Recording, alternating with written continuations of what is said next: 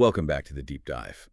Today we are getting into what might be one of the most uncomfortable paradoxes of being human. It really is. The idea that the pursuit of deep self-awareness, the very clarity we think will bring us freedom, often ends up delivering this profound, really unsettling kind of loneliness. It's the price of admission, in a way, the price for genuine insight. When you really start to see yourself and your place in the world, you realize you have to step off the societal escalator. Right, away from the comfortable crowd. Exactly. And that move, it just inherently creates a distance, an internal separation from what everyone expects of you, and maybe more importantly, from the old autopilot version of yourself. So our mission today is to really understand why this clarity costs so much. Our sources dig into the heavy intellectual burden of, choosing your own existence. All the way to the clinical reality of feeling fundamentally misunderstood by everyone. And that strange but necessary path through personal crisis. We're going to try and extract the essential knowledge you need to navigate this journey without feeling completely lost. And to really set the stage for this, we have to start with the philosophical root of this whole anxiety. It comes down to a famous existential phrase: existence precedes essence. Okay, that sounds like something you'd see on a professor's lecture slide. What does that actually mean for, someone living their day-to-day life? It means we aren't born with a fixed purpose. A paperweight, for instance, has an essence. Its function is decided before it even exists. Humans, on the other hand, don't. We just show up. We show up, we exist, and then through our actions, our choices, we create our own essence, our own meaning. Now, that's incredibly empowering, right? It suggests infinite potential. But I'm sensing a but. But it's also incredibly troubling in practice, because it puts the entire burden of defining yourself, of designing your own meaning, squarely on your shoulders. There's no fixed role, no divine will, no destiny to fall back on. So the liberation is also the sentence. You are completely responsible. You are radically free, and that freedom comes with what the existentialists called anguish. It's that anxiety that creeps in when you realize there is no pre-written script and no one else to blame. Okay, let's unpack that anguish. It's not just a Western concept, is it? The core idea from Sartre is that existence precedes essence. It's a rejection of traditional structures. Exactly. If you accept that, you have to reject the idea that your identity is just fixed by your fate or your class or your religion. You are, in a sense, perpetually undefined. And what's so fascinating in our source material is seeing this same idea mirrored half a world away. We see a direct link to the 20th century Pashto poet, Ghani Khan. Yes. His poetry isn't just, pretty words. It's been interpreted as a full-blown existential protest. And Khan's work is so important here because it localizes these very abstract ideas. He's working within the Pashtun sociocultural framework in the mid-20th century, and he's using his art to reject social roles, dogma, religious determinism. It's the same scream, the I must define myself. It is. I must define myself against the path my community has already laid out for me. And that rejection, that leads us right to the concept of bad faith. Mauvaise foi. If I'm radically free, but I just pretend I'm not, that's bad faith. That is the precise definition. Bad faith is self-deception. It happens when a person rejects the radical freedom and just adopts a predetermined social role, like a waiter who acts too much like a waiter. Right, he's not a person serving you, he is the role. He's trying to convince himself his identity is that role, and he does it to escape the anguish of freedom. Ghani Khan's poem I is the perfect counter to this. The speaker says, I'm neither the gardener nor the lord of the garden. Why burden me then with the gardener's tales? He's refusing the script. He is. He's refusing that comfortable pre-written role. And that choice, while it's authentic, it's also deeply isolating. And that forces him, and anyone on this path, to confront the sheer burden of choice. In his poem Ebbing Life, he talks about futility, how drop by drop the goblet empties. It's a direct echo of Sartre's idea that we are condemned to be free. Because time is finite, every choice matters. Every choice matters, and you have to keep inventing your meaning constantly. The loneliness starts the moment you realize that burden is yours and yours alone. Okay, so we have the philosophical burden creating this anguish. But what does that angst actually look like when it walks into a clinician's office? Let's shift from the abstract to the psychological reality. Existential isolation, or EI. EI is that subjective sense that you are profoundly alone in your experience. The psychotherapist Irvin Yalom called it the unbridgeable gulf between oneself and any other being. The painful realization that no matter how much people care about you, they can't actually climb inside your head. They can't fully get it. They can't. And this is so crucial for you to grasp. EI is not the same as just being lonely. Social loneliness is about a lack of companionship. You can be the life of the party, surrounded by people, and still feel existentially isolated. Absolutely. Because your core worldview just feels incomprehensible to everyone else. And conversely, you could have an artist living alone in a cabin, perfectly content, not feeling existentially isolated at all. Because they're at peace with their own inner world. It's about the chasm in understanding, not the number of people around you. And the consequences of living in that chasm are, well, they're severe. The research shows EI undermines life's meaning, it lowers well-being, it correlates strongly with anxiety, depression. And, disturbingly, with suicidal ideation. The clinical link is crystal clear. If you don't feel understood, your purpose in life takes a hit.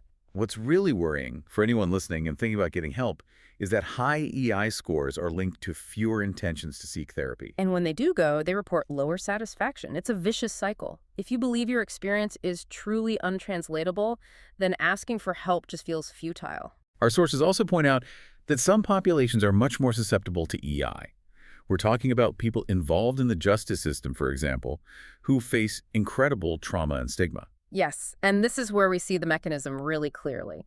People in non-normative groups, racial or ethnic minorities, gay men, lesbians, report much higher levels of EI.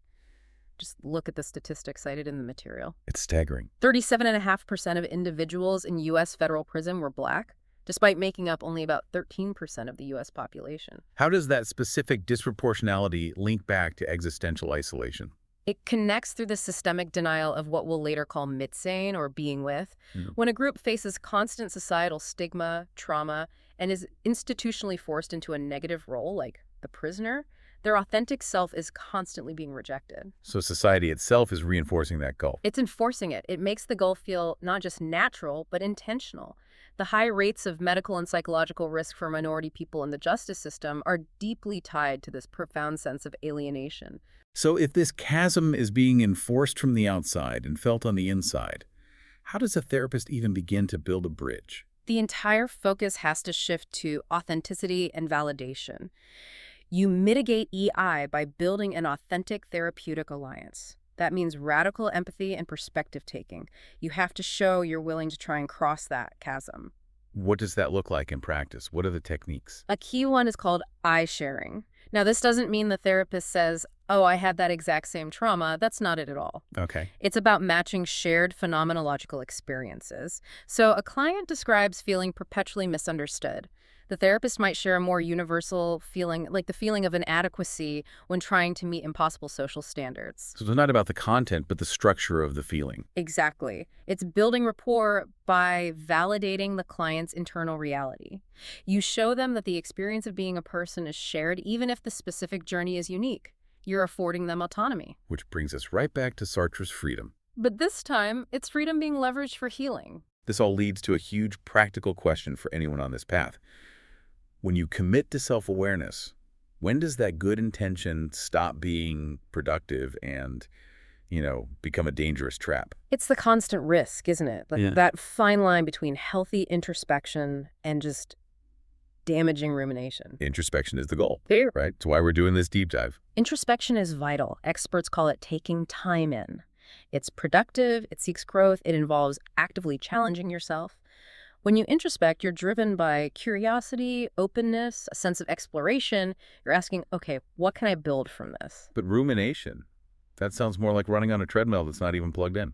That's a perfect way to put it. Rumination is repetitive, negativistic, passive thinking about your problems without moving to solve them. You're just replaying the tape. You feel like you're going in circles. And it deepens the distress. It's a major risk factor for anxiety and depression because you're not editing the script. You're just watching the same bad movie over and over. This feels a bit counterintuitive. If it's so painful and useless, why do we get stuck in that loop?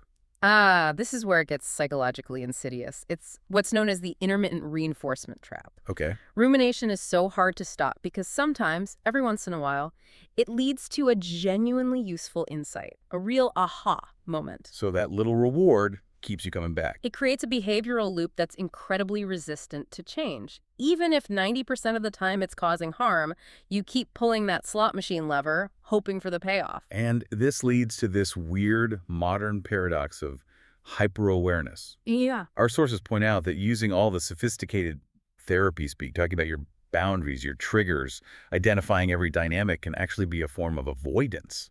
Oh, absolutely. When self-awareness becomes a set of buzzwords, you risk mistaking naming a feeling for actually processing it. You stop living your life and you start narrating it. The pre-approved vocabulary of dysfunction. Yes.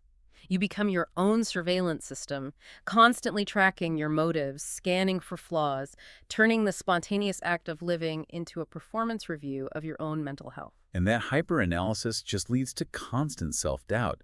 You second-guess your own instincts. You lose what our sources call the luxury of pretending. And that's the deep loneliness of this trap. Once you see your own patterns so clearly, the comfortable excuses are gone. You're left isolated with the heavy weight of your own truth, even if you're using that truth to stay paralyzed. So we have the philosophical burden, the psychological isolation, the hyper-awareness trap. Mm-hmm. If this loneliness is so real, how do we reframe it? How do we see it not as a failure, but as a sign of genuine growth? We have to see the struggle itself, not as a pathology, but as a necessary phase. And for that, we turn to Kazimierz Dabrowski's theory of positive disintegration. Okay, disintegration sounds like the absolute last thing a healthy person would want. Why on earth is it positive? Because Dabrowski saw intense psychological tension anxiety, what he called psychoneurosis, not as an illness to be cured, but as a necessary crisis for growth. He argued most people operate at level I, or primary integration. And what's that? At that level, you're guided either by your basic biological instincts, what he called the first factor, or by social conformity, the second factor. This is the herd personality, someone who just accepts their essence as predetermined. So the average well-adjusted person who never really questions their role is stuck at level I. In this model, yes. To get to the autonomous, authentic self, what Dabrowski called secondary integration at level V, you have to go through the painful levels of disintegration. And this whole process is driven by something he calls the third factor. The strong, autonomous drive toward growth. How is that different from just being motivated or having free will? It's the difference between wanting to change and feeling internally compelled to. The third factor is this powerful impulse to realize your own unique potential, your own values. It's a force greater than just free will because it involves the conscious, often agonizing process of inhibiting your lower instinctual, socially conforming self. So you're actively tearing down the old self to make room. You're forcing it to disintegrate. And the loneliness you feel is the structural distance being created by that third factor as you pull away from the herd. That reframing is powerful. The isolation is actually proof that the third factor is working. And this brings us to an even deeper way of understanding loneliness itself. We usually think of it as subjective. I feel lonely, therefore I am lonely. And this is where the philosopher Martin Heidegger offers a profound challenge with his concept of Mitsein, or being with. Heidegger says that humans are always already together. Sociality isn't something we add on, it's a fundamental condition of our existence. So if we're built for being with, loneliness isn't our default state. Exactly. Ontologically, loneliness is the privation of that fundamental state. It's a lack, a deficiency, not the baseline. You are always oriented toward being with, and loneliness is just a sign that this potential is currently unfulfilled. Which helps explain those clinical examples. The person who says they aren't lonely, but whose life is clearly alienated? Precisely. We can conceptualize loneliness not as a feeling, but as a fundamental mood, what Heidegger called Befindlichkeit, that colors your whole relationship to the world. If you're alienated from your authentic, emerging self, you might not even recognize the standard emotion of loneliness because the alienation is a structural condition of your existence. Which brings this entire thing full circle. The loneliness you experience in deep self-awareness isn't a flaw. It's not a punishment. It's a transition. It is proof that you're using that third factor to interrupt the old narrative of your primary herd-based self. It's the inescapable distance that forms when you stop matching those old patterns and start creating your own autonomous self. The disintegration has to happen for the new integration to begin. We started with the poet Ghani Khan, who asks, "What is it to be a man without illusion, and how shall he live nobly in the terrible power of free consent?" Building on that, if true self-awareness requires us to interrupt ourselves, to accept the loneliness of clarity, then maybe the ultimate challenge isn't to perfectly understand our story. Or to narrate it with all the right terms. Right. Maybe the challenge is to live so authentically that the need for that legibility, that constant self-justification, just doesn't matter anymore. The transition demands that self-disintegration before the new integration can happen. So you should ask yourself, what aspect of your current self-narrative, that story you tell yourself and others to explain who you are you ready to let disintegrate for the sake of an emerging, more authentic you?